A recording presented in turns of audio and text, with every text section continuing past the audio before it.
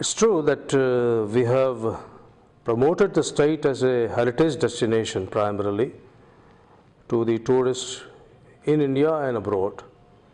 And it's also true that the most tourists who come to the state come to see and experience the old world charm of the state, the culture of the state, the architecture of the state, the sculptures of the state, the dance, the drama, the music.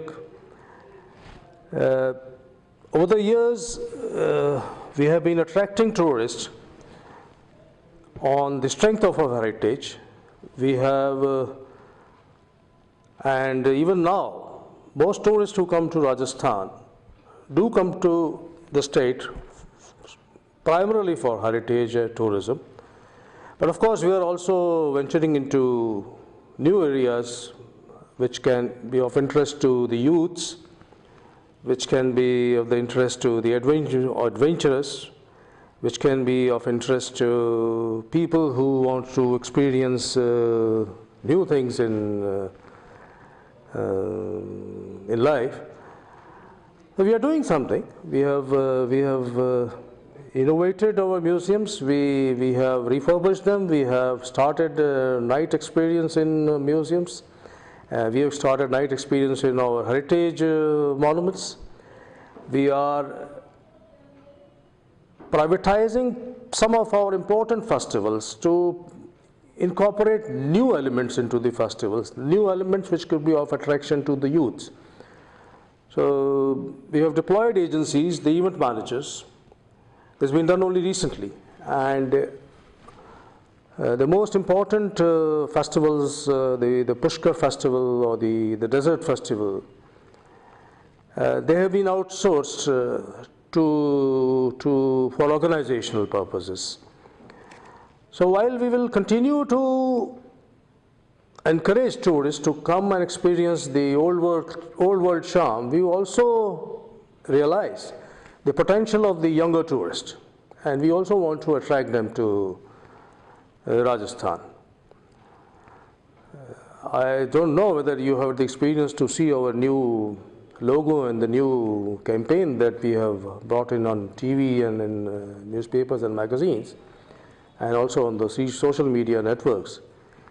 We understand the importance of the youth for the tourism. So we are doing that. So when we talk of hordes, also people are coming to Pushkar and other important festivals. Then comes sustainability, close to nature. What we are really doing for eco-tourism or sustainable tourism? Well, we have been often harping for the last several years that Rajasthan has almost everything to offer except the snow-clad mountains and the blue seas. And we do have, despite being a desert state, we do have good number of water bodies in the state. And the department has initiated a lake festival. In a few days from now, we'll have a lake festival in Udaipur, which is absolutely a new innovation. There were some activities in the lagoons of Kerala and lakes elsewhere, but having a lake festival in Rajasthan should be quite fascinating for the tourists. Then we have got, I wouldn't say we've got deep forests, but we have got pretty good amount of forests. We have got good sanctuaries here. The tiger sanctuary at Ranthambore is well known. We are opening the Sariska sanctuary also for the tourists. Some tigers have been now moved to Sariska. There were none there, but there are a few tigers there. And a large number of people do come in to experience nature to Rajasthan. Of course, I would agree that the full potential of ecotourism of the state is yet to be met. We do need to work on this area and open the new the forest for ecotourism a little bit more, probably publicize more. I understand the government in the forest department is also working on, perhaps converting these properties which are there in the forest. They were ancient properties built by the former rulers of the various states in the modern state of Rajasthan. There were quite a few princely states, and those princes had in those days built good, I won't say palaces or forts, but they are good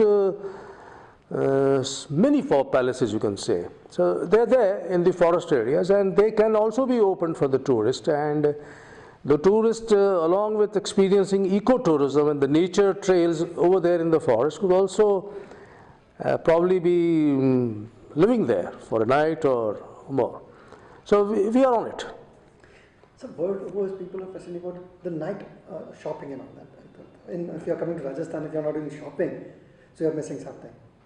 So late night, do you have some kind of that experience where a person can? Not as of now. None as of now.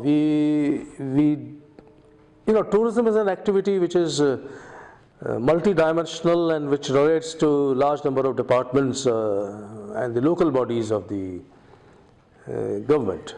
So, but yeah, there is some move that some of the markets in Jaipur especially could be considered for marketing alone, and we could restrict the vehicular movement at least for some time in the day, and the tourists and the shoppers could move around the market freely. And we are also considering whether it's possible to keep these markets open till late hours in the evening. There is a move on it, but a final decision just requires to be taken on. So, do you have some conventional market from where it gets those tourists, or you are targeting to some particular market in the world? No, generally everybody and anybody is welcome. We really not marketing any particular area, but traditionally we do receive tourists from US, from England, from France, from Israel, from Japan. These are the areas which have been traditionally sending in tourists to Rajasthan and to also some other states of India. And the marketing budget being rather limited, so we do tend to contain ourselves in marketing in these areas. But of course, if there was some more budget with us, which the government is now appreciating the importance of marketing, because the infrastructure was generally all there, but the marketing was something that Rajasthan was missing. I believe in times to come we will go to new markets to save or to show what Rajasthan is and what Rajasthan has to offer. So, Rajasthan, the state started with the royal train. Yeah, we did. And that was 1984. Tell us something about that. And what's new you are adding into that? And no, the original train was a train assembled out of the bogies which belonged to the princely states of Rajasthan. And with time, of course, these bogies, like everything else, becomes old. So it was very difficult to maintain them, and then the unigauge policy came in and the meter gauge had to be given up. So we do still call it the palace on wheels because it's just a conversion of the same old train to the new train, but they are new coaches. Relatively speaking, they are new coaches, and amongst the 5 trains that which the country has to offer, the Palace on Wheel is probably the only train which has been running regularly for now about 30 years, and we have been doing well on the train. And of course, the time has come when in a couple of years we would be looking to have the absolutely new train ready, because these bogies are also now about 16 years old. So we need to have a new train in time, but that will take a few more years. Normally railways do tend to run a bogie for 20 years. So another couple of years then we'll be looking at having a new train altogether, a new luxurious Palace on Wheel. But we are sure the Palace on Wheel will continue to do well as it was doing in the past, because anybody who comes to India, first of all, wants to have if he wants to have a train experience, first of all, he looks towards Palace on Wheel. Rajasthan is geographically the largest state of India now. And Rajasthan, if you talk of Rajasthan, at least I would say, if not the entire 33 districts of Rajasthan, at least half of them or 15 of them have tremendously good potential for tourism. So anybody who has to experience a significant part of Rajasthan should come here for at least 10 days.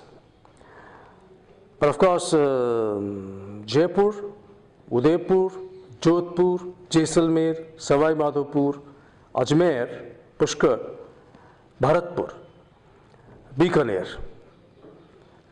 These, along with a few, other places like Bundi and Chittorgarh, they are our important destinations.